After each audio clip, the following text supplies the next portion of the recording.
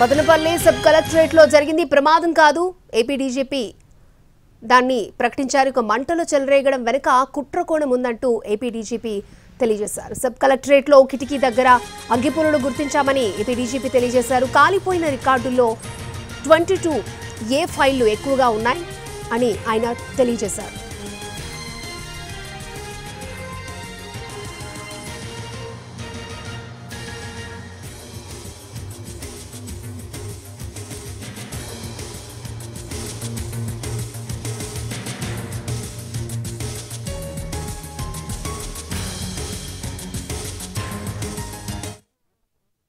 ఇమీడియట్గా కలెక్టర్ గారికి చెప్పబోవటం, తర్వాత రాత్రి 2 గంటలకు ఇన్స్పెక్టర్ సీన్కి వచ్చి చూసి వాళ్ళ డిఎస్పీకి కానీ ఎస్పీకి కానీ చెప్పకపోవటం, ఇవి కూడా అనుమానాలు తావిస్తూ ఉన్నది.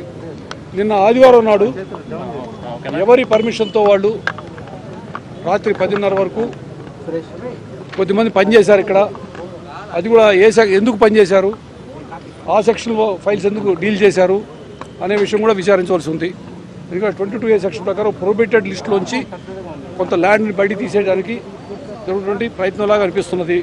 అగ్గిపుల్లలు కనిపించడం అయితేనేమి, ఆ తర్వాత కొంచెం దూరంగా కొన్ని ఫైల్స్ ఇంకా కాలుతూ ఉండటం అయితేనేమి ఇవన్నీ చూశాక ప్రత్యేకంగా మాకు కొన్ని అనుమానాలకి అనిపిస్తూ ఉన్నది.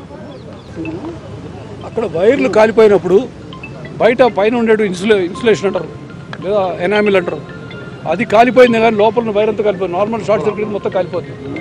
అది కాలేదని చెప్పి తెలుస్తూ ఉన్నది.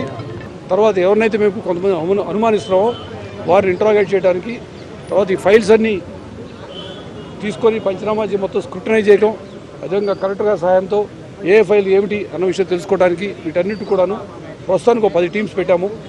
దానికి జిల్లా అడిషనల్ ఎస్పీ రాజ్ కమల్ గారిని చీఫ్ ఐఓ కింద పెట్టి ఆయన కింద అనేక మంది ఇన్స్పెక్టర్లు డిఎస్పీలు పెట్టాము.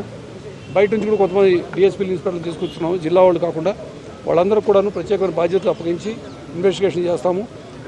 పరిస్థితిని బట్టి రేపేళ్ళలో అవసరాన్ని బట్టి అవకాశాన్ని బట్టి ఇక్కడ నాతో పాటు సిఐడి చీఫ్ కూడా ఉన్నారు, రవిశంకర్ అయినారు గారు. అవసరాన్ని బట్టి సిఐడికి ట్రాన్స్ఫర్ చేయాలా లేదన్న విషయం కూడా